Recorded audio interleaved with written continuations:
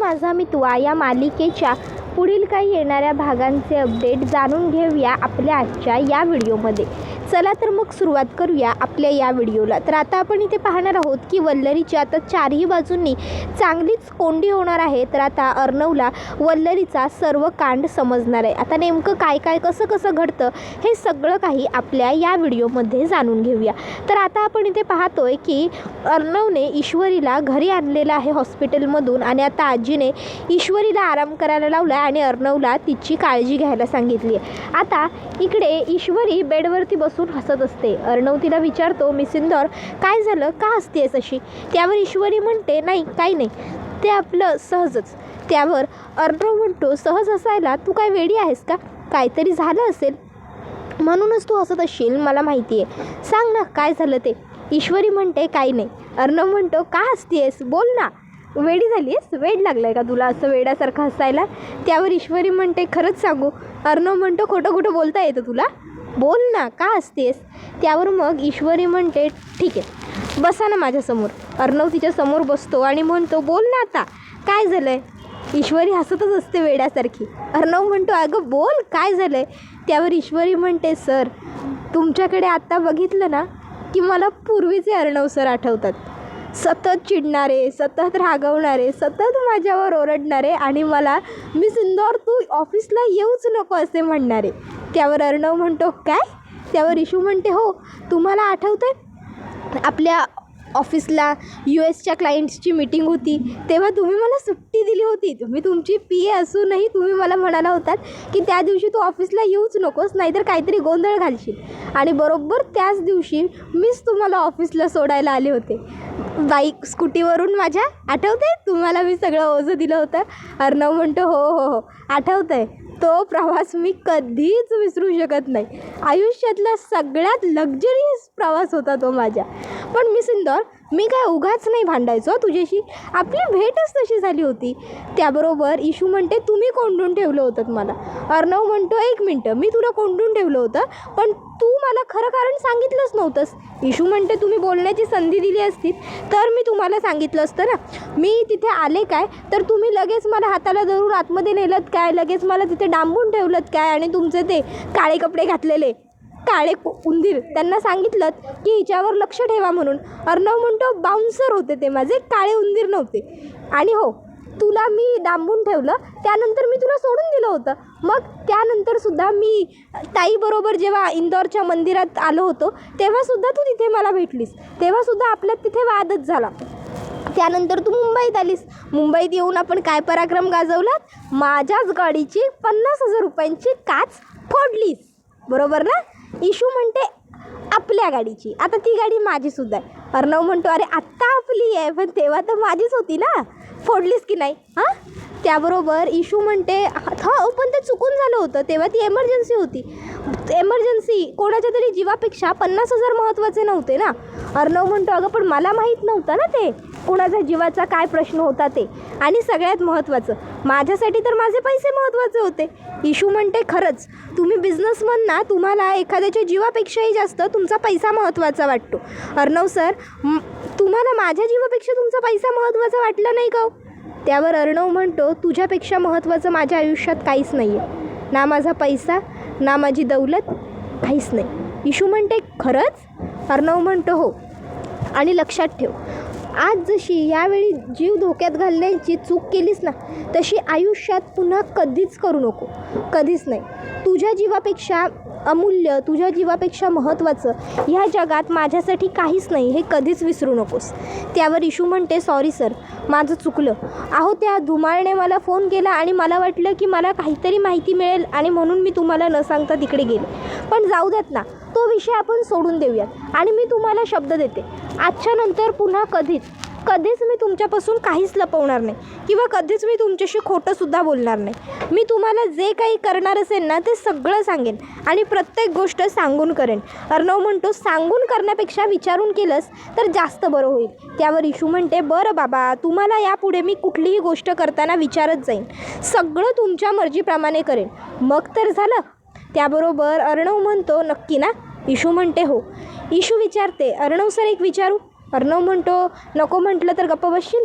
Issue म्हणते, त्या दिवशी तुम्ही मला म्हणालात की कुठल्याही सत्यापेक्षा तुझा जीव माझ्यासाठी महत्त्वाचा आहे. तू आयुष्यभर हवी आहेस मला.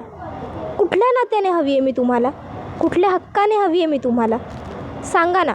कारण तुम्हीच म्हणालात ना मला, आपण फक्त ह्या उंबरठ्या बाहेर जगाला दाखवण्यापुरतंचे नवरा बायको आहोत म्हणून. मग का हवी आहे मी तुम्हाला तुमच्या आयुष्यात? तसा अर्णव विषय बदलतो आणि म्हणतो, पुन्हा असा मूर्खपणा करू नकोस. पुन्हा जीवाशी खेळण्याची चूकही करू नकोस. समजलं ना? त्याबरोबर इशू म्हणते, तुम्हाला सांगायचं राहूनच गेलं. अहो मला ना तिकडे वल्लरी मामींच्या आवाजासारखा आवाज आला होता. तर दुसऱ्या बाजूला आता इकडे आजी ही मात्र ईश्वरीच्या साठी देवाकडे प्रार्थना करत असते. तर अर्णव म्हणतो, मामीसारखा आवाज? त्यावर ईश्वरी म्हणते, हो मला वल्लरी मामींसारखा आवाज आला होता. अर्णव म्हणतो, मलासुद्धा ना मामीच्या गाडीसारखी गाडी दिसली होती आणि म्हणजे त्याच्यात मामीसारखीच कोणीतरी बाई बसल्याचं जाणवलंसुद्धा होतं. पण मी मदत मागण्यासाठी हाकही दिली होती, पण ती व्यक्ती थांबलीच नाही. ती गाडी तिकडनं थेट निघून गेली. इशू म्हणते, मला मामींच्या आवाजात असं ऐकू येत होतं की त्या श्रीकांत धुमाळने तू त्याला जाऊन भेटल्यानंतर थेट मला फोन केला आणि त्याने मला सगळं सांगितलं की तू त्याच्यापर्यंत जाऊन पोहोचलेस. म्हणूनच तर तुझा काटा काढण्याचा मी हा ट्रॅप रचू शकले. त्यावर अर्णव म्हणतो, काय हे सगळं मामी बोलत होती असं वाटतंय तुला? इशू म्हणते, नाही हो, मी मामी म्हणत होते असं नाही म्हणत आहे. मी फक्त मला मामींच्या सारखा आवाज आला असं म्हणते. अर्णव म्हणतो, मलासुद्धा मामीच्या गाडीसारखी गाडी तिथे दिसली होती. त्याच्यात मामी होती की नाही, मामी नसेल तिथे, पण म्हणजे त्याबरोबर दुसऱ्या बाजूला आता राकेशने काय केलेलं असतं, वल्लरीचा पाठलाग केलेला असतो जेव्हा ती उदयकांत राजशिर्केला भेटायला गेलेली असते तेव्हा, आणि उदयकांतचा आणि तिचा त्याने व्हिडिओ शूट केलेला असतो. आणि मग आता तो मामीला फोन करतो आणि म्हणतो, मामी मला 10 लाख रुपये द्या. मामी म्हणते, काय जावई बापू तुम्हाला काय वेड वगैरे लागले की काय 10 लाख रुपये मागायला? आणि कसले 10 लाख देऊ मी तुम्हाला? विसरताय का? माझ्या चेक्सवरती तुम्ही साईन मिळवून दिलीत, माझी बिलं पास करून घेतलीत, त्याच्याकरता 50,000 रुपये मी तुम्हाला आधीच दिलेत. आता तुमच्याकडे माझं काहीही देणं बाकी नाही आहे. त्यावर राकेश म्हणतो, बापरे मामी, जर तुम्ही इतका काटेकोर हिशोब ठेवणार असाल तर मग मी सुद्धा तुम्हाला अगदी चोख हिशोब सांगतो का.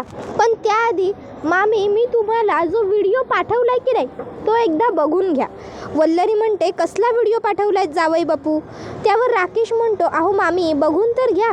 मग वल्लरी व्हिडिओ बघायला सुरुवात करते. तर त्या व्हिडिओमध्ये तिला ती आणि उदयकांत राजशिर्के दिसतो. आता त्या दोघांना बघून वल्लरी घाबरते आणि म्हणत असते, जावई बापू तुम्हाला हा व्हिडिओ कुठे सापडला? कसा मिळाला तुम्हाला हा व्हिडिओ?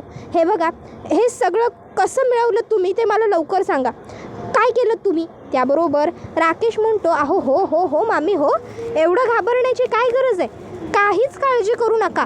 हा व्हिडिओ मी अजून तरी कोणाला दाखवलेला नाही आहे आणि माझ्या बावळट बायकोला नाही हो, तिलासुद्धा अजून दाखवलेलं नाही आहे. तिच्या मामीचं हे प्रताप तिच्यापर्यंत पोहोचावे अशी माझी तरी अजिबातच इच्छा नाही आहे. पण जर तुम्ही मला पैसे द्यायला नाटक केलं तर मग मात्र हा व्हिडिओ मला तिच्यापर्यंत पोहोचवावा लागेल. आता काय करायचं ते तुम्ही ठरवा. शेवटी तुम्हाला जे योग्य वाटेल ते तुम्ही करा. नाही म्हणजे माझं काय हो, मी उगाच आपलं बोललो काय आणि तुम्ही ऐकलत असं व्हायला नको. तुम्हाला जे योग्य वाटत असेल तेच तुम्ही करा. कारण तुम्हाला सांगणारा, तुम्हाला बोलणारा मी कोण नाही का? मी तर फक्त तुमच्या घरात राहिलेला एक आश्रित जावई आहे. पण आता ह्या आश्रिताच्या हातात कोलीत आहे एवढं विसरू नका. काय? वल्लरी म्हणते, जावई बापू हे बघा, तुम्ही आश्रित तेव्हाही नव्हतात आणि आजही नाहीच आहात. तुम्ही या घरचे जावई आहात. तुमचा मान खूप आहे आणि मी कुठे म्हणते की मी तुम्हाला पैसे देणार नाही म्हणून. मी देईन की देईन, तुम्हाला हवेत ना तितके सगळे पैसे मी देईन. पण हे बघा, मला थोडा वेळ द्या, मी थोडे करून तुम्हाला पैसे देईन. राकेश म्हणतो, ठीक आहे मामी, ठीक आहे. एवढा मी तुमच्यावरती जबरदस्ती नाही करत, थोडी मेहरबानी करतो मी तुमच्यावर. 15 दिवसांची मुदत दिली चला तुम्हाला. 15 दिवसात मला 10 लाख रुपये तुम्ही द्यायचे. जर 15 दिवसात 10 लाख नाही दिलेत तर मग हा व्हिडिओ तुमच्या त्या बावळट बायकोला किंवा तुमच्या त्या अतिहुशार नवऱ्याला नाहीतर त्या अर्णवला दाखवेन बरं. मग तुमचं पुढे काय होईल ते तुम्ही तुमचं बघा आणि मग तो अर्णव जाणो तुमचं काय करायचं ते. काय? त्याबरोबर वल्लरी म्हणते, जावई बापू तुम्ही हे काय बोलताय? आणि अहो तुम्ही विसरताय का, आपण दोघं एकाच गटात आहोत ना. मग आपण एका टीममध्ये असताना तुम्ही माझ्याबरोबर हे असं कसं काय वागू शकता? तुम्ही मला दगा देताय जावई बापू. तर दुसऱ्या बाजूला आता इकडे अर्णव हा बसलेला असतो. इतक्यात आता त्याला त्या बिलांचा जो काही घोटाळा झालेला असतो तो सगळा समजतो. आता हिशेब लागत नसल्यामुळे अर्णव शिर्केंना कॉल करतो आणि शिर्केंना तो विचारत असतो, शिर्के मला 7 लाख रुपयांचा हिशोब लागत नाही आहे, नक्की काय सुरू आहे हे सगळं. त्याबरोबर शिर्के म्हणतात, सर अहो वल्लरी मॅडमनी एक्सटर्नल खर्च म्हणून 7 लाख रुपये लावला आहे घरातला. त्याबरोबर अर्णव म्हणतो, काय? मग अर्णव जरा पूर्ण फाईलच तपासतो तर त्यामध्ये त्याला सगळ्याच बिलांवरती जास्त रकमा दिसतात. अर्णव म्हणतो, 50 लाख रुपयांचा फ्रॉड आहे हा. मग तो शिर्केंना विचारतो, शिर्के तुम्ही बिलं तपासली नव्हतीत का आणि हे सगळं कसं घडलं. शिर्के लगेचच सांगतात, सर सॉरी पण अहो हे सगळं काही अंजली मॅडम स्वतः बघतात ना, त्यामुळे मग मी तपासायला लक्ष नाही दिलं. मला वाटलं अंजली मॅडमचं काम तपासणं कसं चालेल मला, म्हणून मग मी थेट ते बिलं घेऊन अंजली मॅडमकडे गेलो आणि त्यांना दिली आणि त्यांनी मला सह्या करून दिल्या. अंजली मॅडमने सह्या केल्यावर मला वाटलं की त्यांचं अप्रूव्हल आहे, म्हणून मी फार काही लक्ष दिलं नाही. मग आता अर्णव रागात फोन कट करतो आणि आता अर्णव विचार करू लागतो की ताई एवढी निष्काळजीपणे कशी काय वागू शकते. ताईने अशा कशा सह्या केल्या असतील आणि का सह्या केल्या असतील, ताईला काय गरज होती ह्या अशा सह्या करण्याची. त्याबरोबर ईश्वरी विचारते, सर काय झालं आहे, तुम्ही एवढे टेन्स का दिसताय. त्यावर अर्णव ईश्वरीला सांगत असतो, मिस इंदौर अगं मामीची जी काही बिलं होती ती अंजलीताई सही करते आणि अंजलीताईने ह्यावेळी सह्या केल्या आहेत. वल्लरी मामीने घरचा खर्च 7 लाख रुपये लावला आहे आणि बाकी वल्लरी मामीने आणखीनसुद्धा बरेच खर्च लावलेले आहेत. जवळपास 43 लाखांचा गपला तो आणि हे 7 लाख रुपये म्हणजे जवळपास 50 लाखांचा गोंधळ झाला आहे. मला कळत नाही आहे की वल्लरी मामीने एवढे पैसे कुठे वापरले, काय केलं आणि सगळ्यात महत्त्वाचं म्हणजे अंजलीताईने कशा सह्या केल्या. त्यावर ईश्वरी म्हणते, हे बघा सर तुमच्या मनात जे प्रश्न पडले ते तुमच्या मनात ठेवून त्याची उत्तरं तुम्हाला सापडणार नाही आहेत, उलट त्याची आणखीन मोठी कोडी बनत जातील. त्यापेक्षा मी काय म्हणते, तुम्हाला जर एखाद्या गोष्टीत शंका आहे तर तुम्ही तुमच्या शंकेचं निरसन करून घेतलेलं केव्हाही चांगलं. माझं काय मत आहे, तुम्ही एकदा या विषयावरती अंजलीताईंबरोबर बोलून घ्या. त्यांना विचारा की त्यांनी ही बिलं सह्या कशा काय केल्या, त्यांनी बिलं वाचली नव्हती का. जर तुम्ही त्यांच्याशी बोललात तर तुम्हाला माहिती मिळेल. वल्लरी मामींजवळ बोलायला लावलं असतं तुम्हाला, पण जर तुम्ही थेट जाऊन मामींना विचारलं तर मामींना असं वाटेल की तुम्ही त्यांच्यावरती शंका घेताय. अर्णव म्हणतो, मी ताईजवळ बोललो असतो पण सध्या ताईसुद्धा माझ्यावरती नाराज आहे. जर मी तिला विचारायला गेलो आणि तिला वाटलं की मी तिच्या कामावरती शंका घेतोय तर आणखीन जास्त गडबड होईल. नाही सध्या ताईला विचारणंसुद्धा योग्य वाटत नाही मला. ईश्वरी म्हणते, मग काय करणार आहात तुम्ही. अर्णव म्हणतो, तेच तर तो मी विचार करतोय की आता मी काय करू. हे 50 लाख रुपये नक्की मामीने कुठे वापरलेत किंवा याचा काय एक्सपेन्स झाला आहे हे कसं शोधून काढू. कारण हे शोधून तर मला काढावं लागणारच आहे. नेमक्या या पैशांचा वापर काय कामासाठी केला आहे हे कळायला हवंच की. तर ईश्वरी म्हणते, हो अगदी बरोबर बोलताय तुम्ही. त्याबरोबर इकडे वल्लरी ही विचार करत असते, मला वाटलं होतं तितके जावई बापू सोपे नाही आहेत. जावई बापू खूप पाण्यात आहेत. काहीही झालं तरी कुठूनही 10 लाख रुपयांचा झोल केलाच पाहिजे. आता आधीच मी सात्विक फॅशन्समध्ये 50 लाखांचा झोल केला आहे. जर ते कोणाला कळलं तर मी काय करू. तर दुसऱ्या बाजूला आता हे 10 लाख कुठून आणू, कसे उभे करू 10 लाख रुपये, काय करू, कुठून मिळवू, या गोष्टीचा विचार वल्लरी करू लागते. वल्लरीला वाटत असतं की काहीही करून मला 10 लाख रुपये जमा करावेच लागतील. नाहीतर जर जावई बापूंनी चुकून जरी अंजलीला सत्य सांगून टाकलं तर सगळ्याचा अर्थाचा अनर्थ होईल. काहीही झालं तरी कोणालाही माझं गुपित कळता कामा नये. त्यासाठी मला कितीही मोठी रक्कम चुकवावी लागली तरीही काहीच हरकत नाही. मी काहीही करेन, पण माझं सत्य कायम पडद्याच्या आड आहे ते तसंच राहिलं पाहिजे.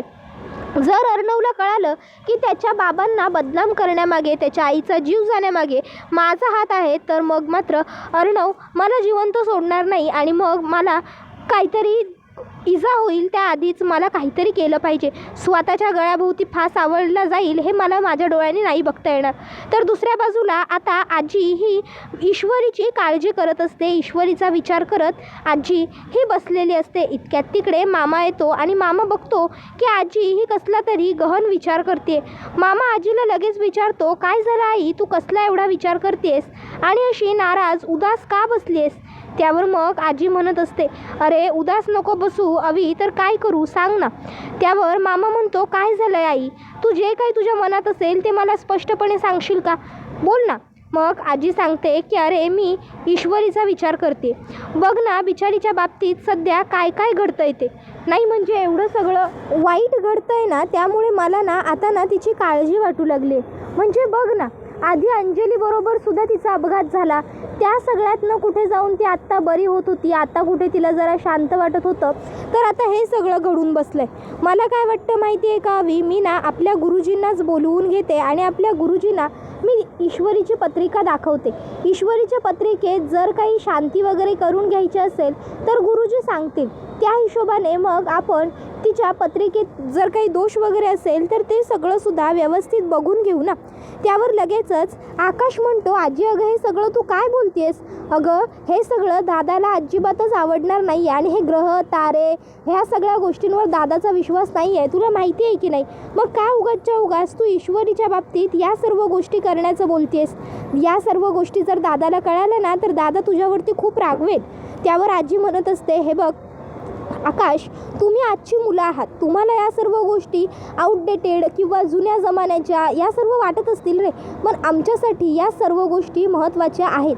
आणि अर्णवला जरी नसेल ना या सर्वात रस, तरीही मला हे सर्व जाणून घ्यायचं आहे आणि मी माझ्या नातसुनेच्या बाबतीत कुठल्याही पद्धतीची काळजी मनात ठेवू शकत नाही.